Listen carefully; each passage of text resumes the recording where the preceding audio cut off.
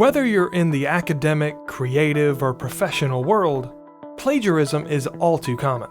But what is it exactly?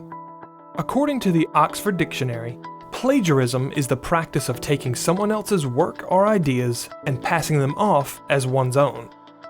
Let's say you're writing something for the company newsletter, and you find a great article online that's full of useful information.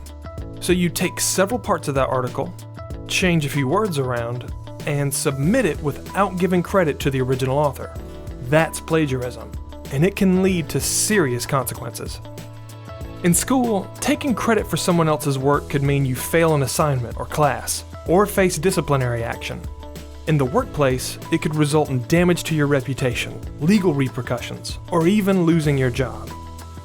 Even if you accidentally do it, such as forgetting to cite a source or misquoting someone, it can quickly get you in trouble. Luckily, we know a few strategies that'll help you avoid plagiarism. First, always cite your sources.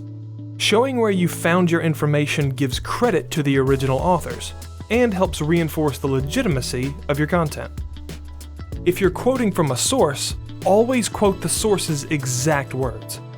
When inserting one into your work, place quotation marks around it, and be sure to include the author's name in the same sentence. When you want to discuss information from a source without quoting it directly, it's important you rewrite that information in your own words. Along with citing the source, use different language and sentence structures, and explore the source's ideas from your own perspective. This strategy can help you say something new, original, and plagiarism-free. Plagiarism can seem like an easy shortcut that'll save you time and effort, but it will only hurt you in the long run.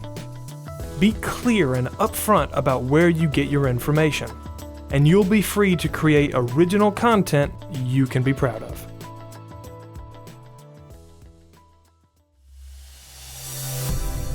GCF Global, creating opportunities for a better life.